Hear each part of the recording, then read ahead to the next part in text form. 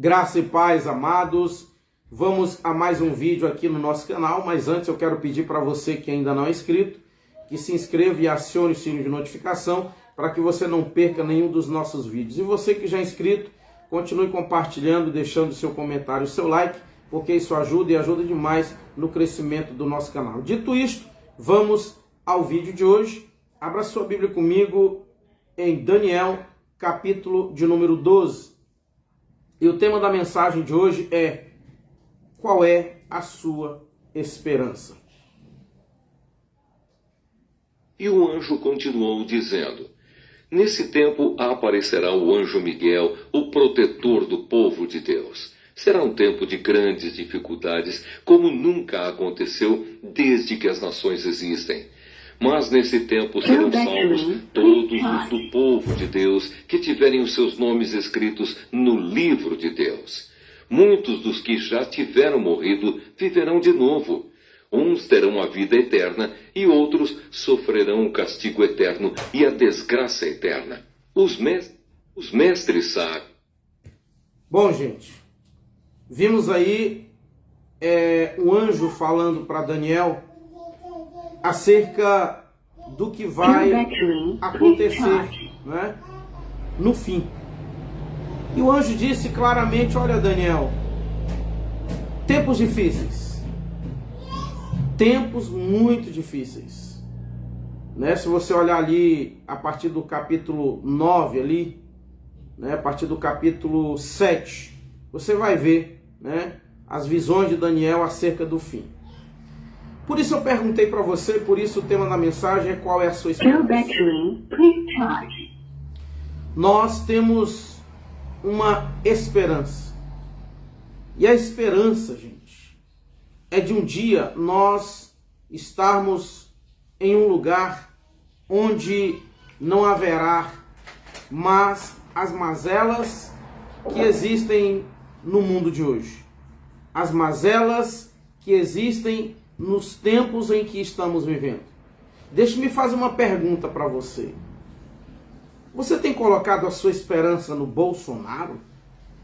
Bolsonaro que está para ser preso por um sistema onde ele não quis aderir, um sistema onde ele não aceitou ser fantoche por parte de um sistema, né, já estabelecido pelo anticristo no mundo. João, na sua primeira carta, ali no capítulo 4, ele, há mais de 2000 anos atrás, ele disse que o anticristo já estava no mundo. Imagine, se João já tinha convicção que o anticristo já estava no mundo, imagine agora. Né? Então você tem colocado a sua esperança no Bolsonaro? Ou você tem colocado a sua esperança no Lula? Né? O Lula que é fantoche do sistema. O Lula que é produto do sistema.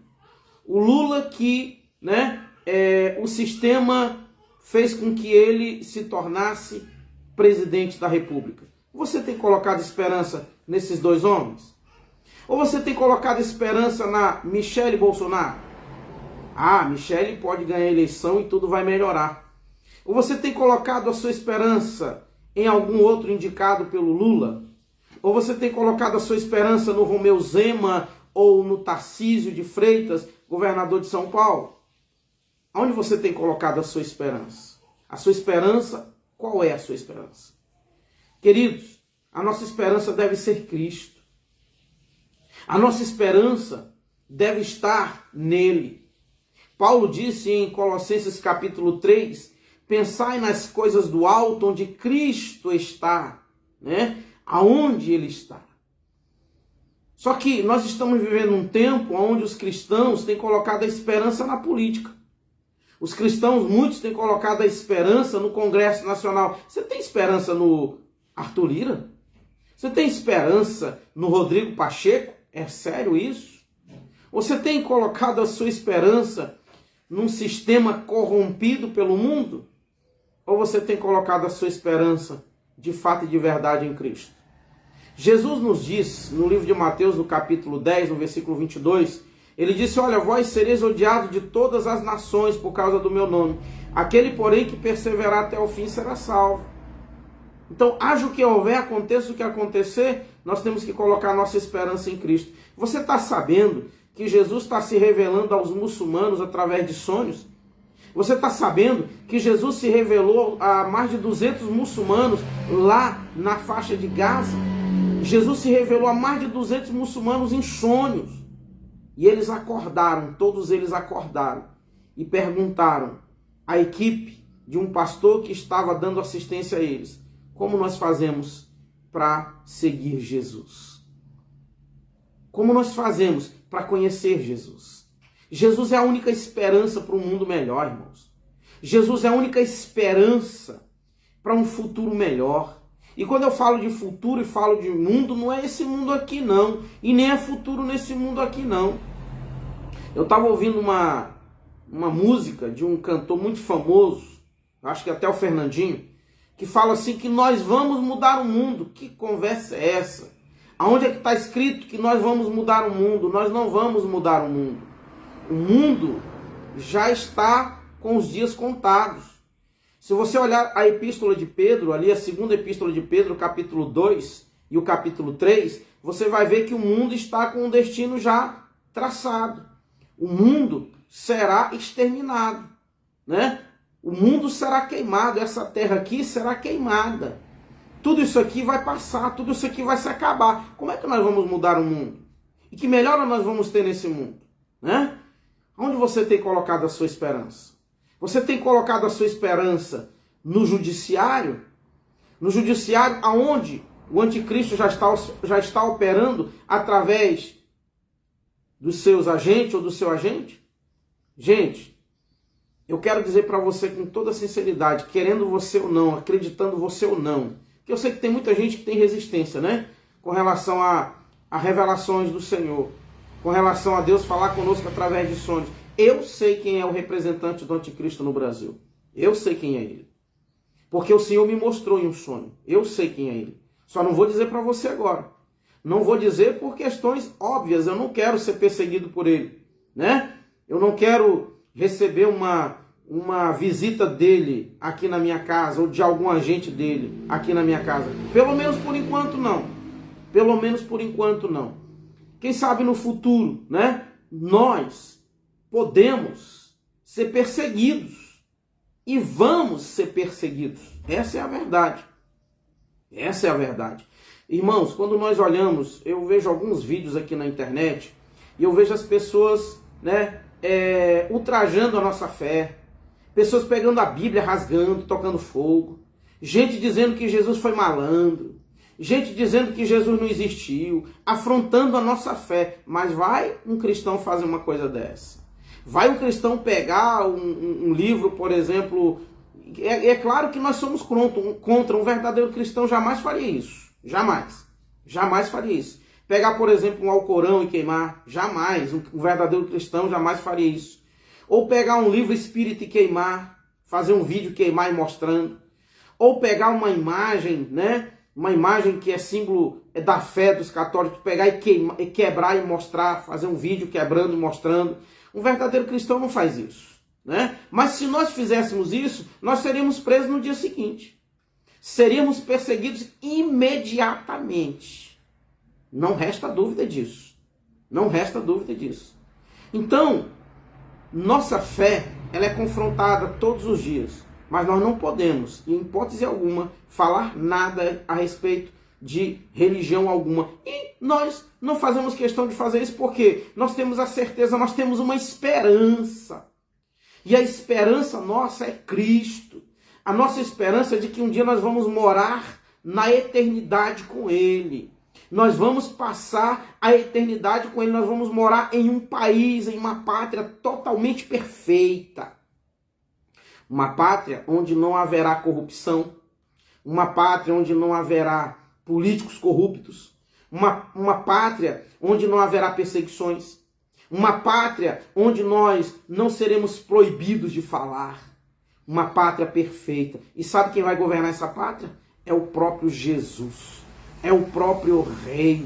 É o próprio Rei dos Reis e Senhor dos Senhores. Qual é a sua esperança? Não coloque a sua esperança num sistema que já está corrompido, em um sistema que já está dominado pelo anticristo.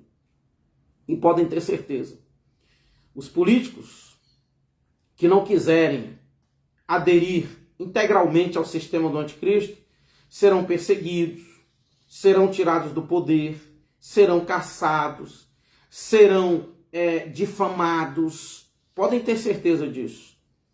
Podem ter certeza disso. Eu não coloco esperança em político nenhum. Nenhum.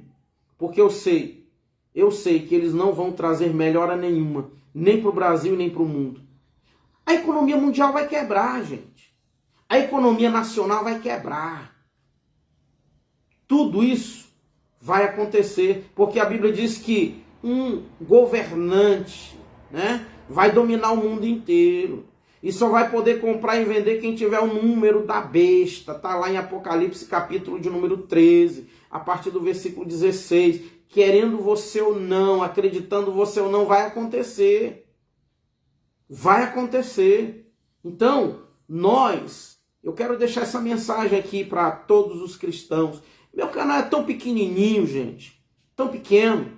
Eu sei que nós não temos um alcance grande, mas compartilhe esse vídeo. Faça chegar esse vídeo ao Carlos Reinar, faça chegar esse vídeo ao irmão Dionísio, faça chegar esse vídeo aos grandes canais que têm muitos inscritos, para que nós possamos, a nossa voz possa chegar, né? A igreja brasileira possa chegar aos cristãos. Ei, é tempo de nós nos prepararmos, é tempo de nós buscarmos a Deus, é tempo de nós pararmos de pregar nos púlpitos mensagens egocêntricas.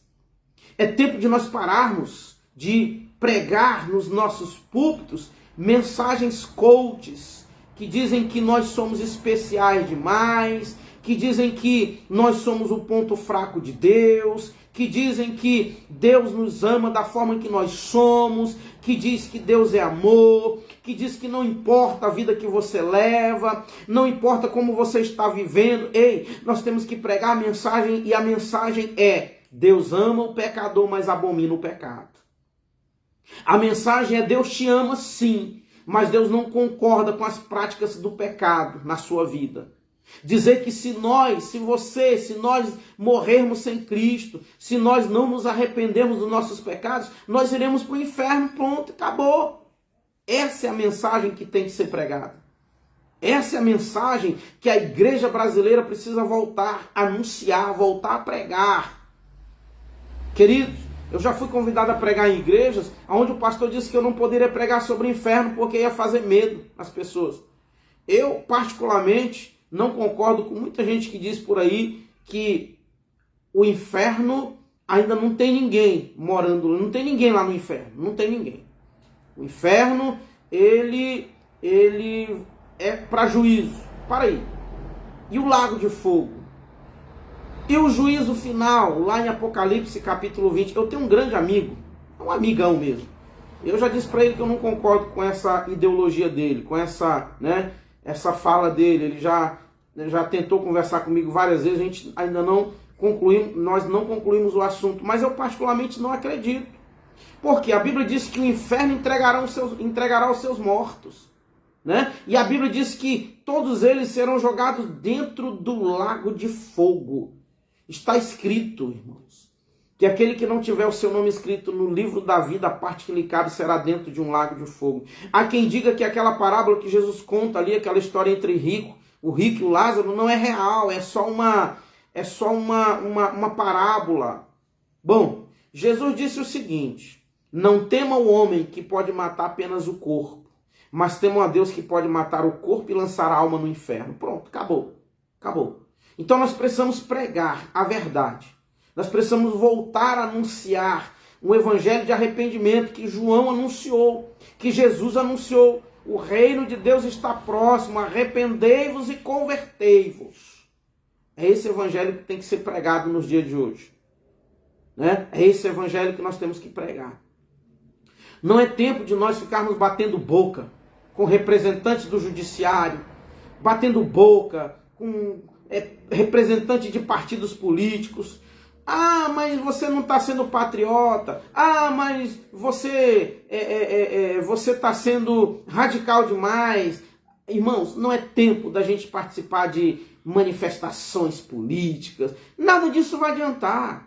Nada disso vai adiantar. E eu não estou sendo pessimista, eu estou sendo realista. Sabe o que vai acontecer? Pessoas que participam de manifestações políticas, eu tenho certeza absoluta que vão terminar sendo presos, vão terminar sendo perseguidos.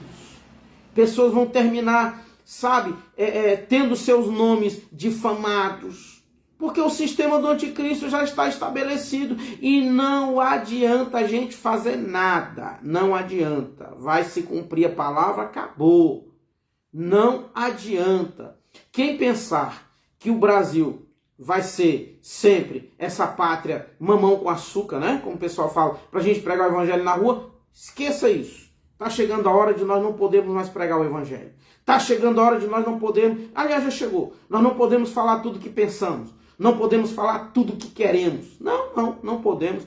Por que querem regulamentar as redes sociais? Por quê? Por quê? Porque a mídia fechada, ela é toda comprada, ela é toda patrocinada. Irmãos, eu trabalhei 20 anos com rádio. 20 anos. 20 anos. Eu trabalhei em rádios que tinham contratos com o prefeito, que o prefeito pagava a folha de pagamento da rádio todinha. Ninguém podia falar nada contra o prefeito. Ninguém podia criticar a administração do prefeito. E assim é, irmãos, com os governos. Você quer um exemplo? Quando minha filha nasceu, eu fui impedido pelo cartório, né, de registrar minha filha, porque eles disseram que eu sou cego e alguém tinha que assinar por mim. E aí eu argumentei e não teve jeito, argumento, eu procurei uma emissora, tá? Procurei uma emissora aqui em Brasília para fazer uma denúncia, tá? Uma emissora. Sabe o que me disseram? A gente não faz mais esse tipo de reportagem porque a emissora tem contrato com o governo do GDF. Porque achavam que eu ia denunciar o governo.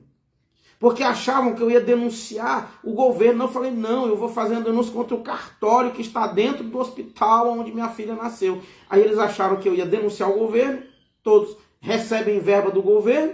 É claro que eles se negaram a gravar, né? Se negaram a gravar uma entrevista comigo.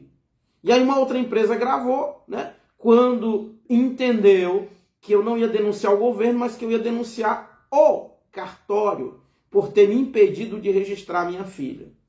Então eu sei o que eu estou falando, eu conheço, eu tenho conhecimento de causa. Eu trabalhei 20 anos com rádio, comprando horário e pagando horário. Pagando. Horário e rádio.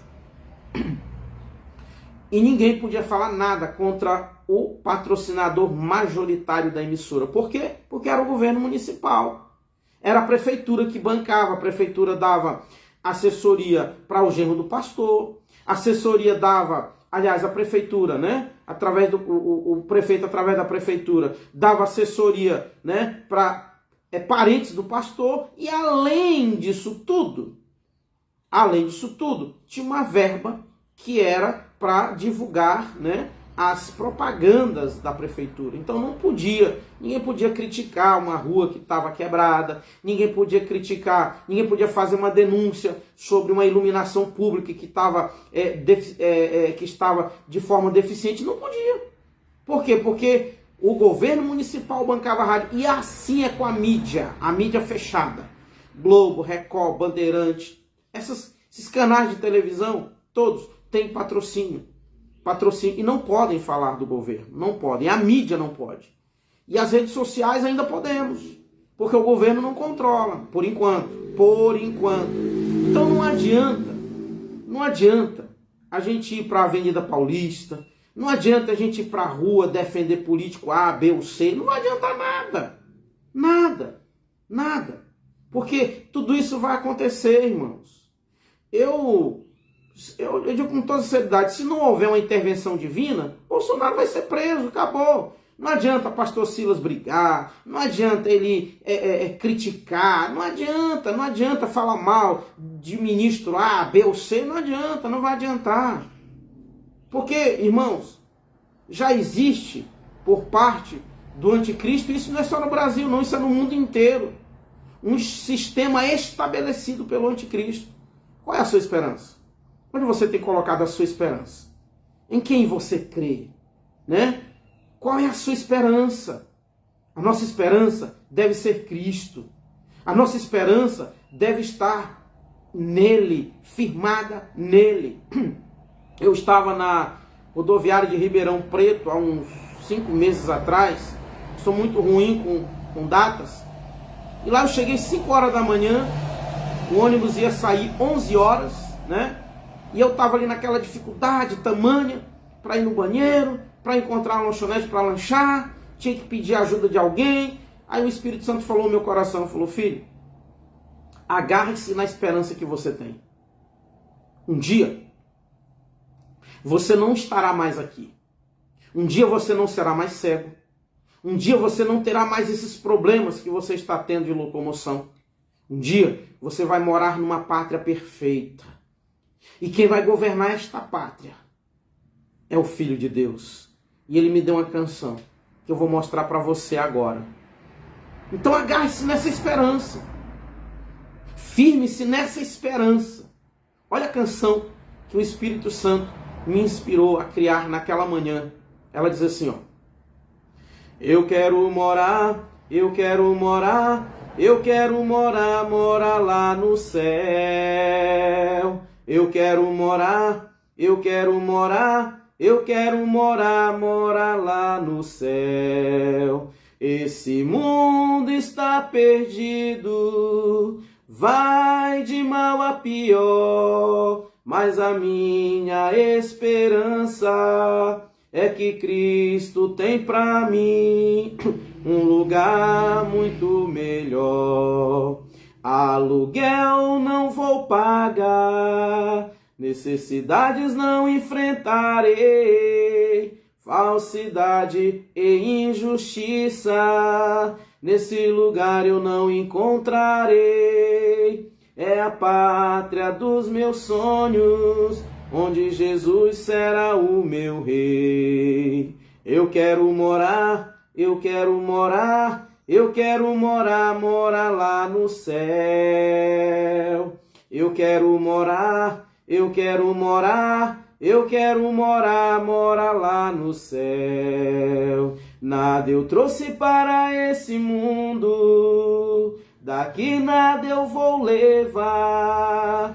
Caixão não tem gaveta, quando eu partir, tudo aqui eu vou deixar. Porque então ser egoísta, poderosos, prepotente e orgulhoso, se achando todo poderoso, se no dia do juízo final, no grande tribunal, a verdadeira justiça vai te condenar. Eu quero morar, eu quero morar, eu quero morar, morar lá no céu. Eu quero morar, eu quero morar, eu quero morar, morar lá no céu. Nada eu trouxe para esse mundo, daqui nada eu vou levar. Caixão não tem gaveta, quando eu partir, tudo aqui eu vou deixar. Irmãos, eu não sou profissional, não sou cantor, não me considero cantor. Deus me deu o dom de compor. Eu tenho 55 composições. Eu até falo para o irmão Diego, né, que eu creio que o Senhor vai nos levar, né, nos levar em muitos lugares para divulgar as canções. São canções como essas. E eu disse para o Diego, eu vou fazer questão, se por exemplo eu for convidado um dia para louvar numa igreja, dizer, olha, eu não sou cantor profissional e nem quero ser. Eu não sou artista. Não sou artista e nem quero ser artista. Vocês lembram de um vídeo que eu gravei aqui sobre uma irmã que eu ofereci uma música minha para ela gravar e o marido dela disse que ela não pode porque ela tem contrato com a gravadora, ela só grava o que a gravadora manda. Ela só grava o que a gravadora diz que ela tem que gravar. Não importa a letra, não importa se vai evangelizar, não importa se vai falar sobre, né, eternidade. Não, o que importa é que ela só grava o que a gravadora manda. Então, queridos, se agarre nessa esperança. Cristo é a nossa verdadeira e única esperança. Amém? Oremos em nome de Jesus. Querido Deus, obrigado, Senhor, por tudo que o Senhor tem feito por nós. Obrigado pelo teu amor, pela tua graça, pela tua bondade.